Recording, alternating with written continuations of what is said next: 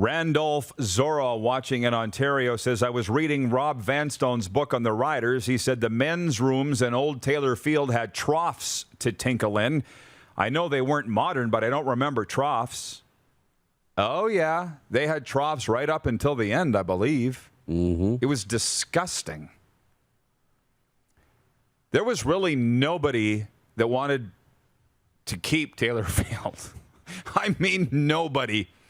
Since we're not on national television, I can let the reins out a little bit here with the story. It's not, don't worry, not anything too crazy, but the Spokane Chiefs had an arena called the Boone Street Barn, and I loved going there with the Pats and Raiders as the road team. It was an old theater, and the walls were all glass. The outside walls were glass. So when you're walking around the concourse, you could see downtown Spokane. Beautiful city. And then a huge stage at one end. So people would sit up on the stage. They'd crowd. This is like in the 80s and 90s, man, before it was a thing to have a party in the end zone. Do you know what I mean? They were doing it in Spokane years ago. And the boards were like this. You'd hit them. Sounded like you broke every bone in a guy's body when you hit him in Spokane. Like this. So anyways, they were going to tear that thing down and build what is now Spokane Veterans Memorial Arena, potentially the nicest arena in the Western Hockey League. It is so beautiful. But I remember walking up to old Westy, you know Westy, the voice of the Chiefs. Now he's with Tri-City, and I said, Westy, I'm really going to miss the Boone Street Barn, man. Like, it's so awesome. He's like, miss it?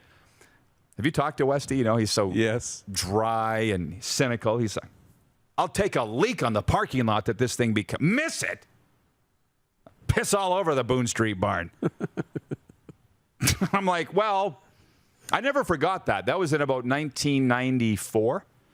And I thought that about Taylor Field because every time that I went in to call a game, and nobody's called more games there than me in the history of that place, there would be a dead pigeon on my desk or bird crap all over. You've called games in there. It was disgusting. And that's just what we had to put up with, not the least of which the 18 health and safety codes with bathroom, God knows what, running from the down. You know what I mean? Like, it was...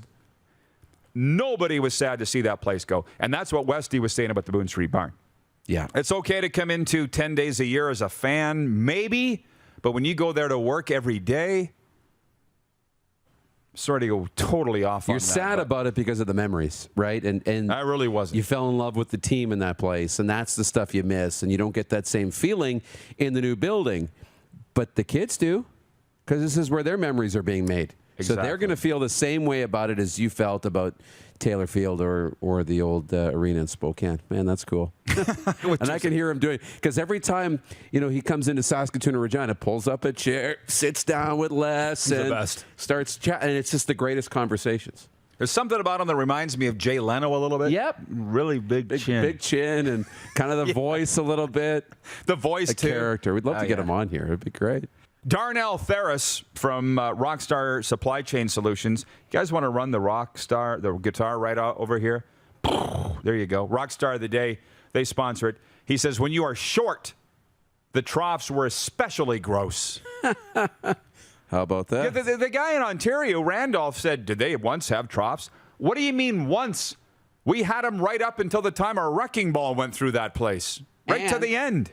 And because it was such a staple and Rider games are just part of our lives in Saskatchewan, that when you go across the street to the Brandt Center, into the bathroom, and there's a circle water fountain, like the hand washing station where you use the pedal with your feet. People think that's the trough and they want to pee in that. And it's like, no. That's where we wash the hands.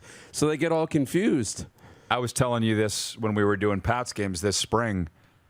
There's a huge trough, but it's granite. It's not the disgusting ones that were in Taylor Field. In the Brandt Center, where God's team, the Regina Pats, play, there's these granite troughs. Like you said, you walk up and step on a pedal and the water comes out.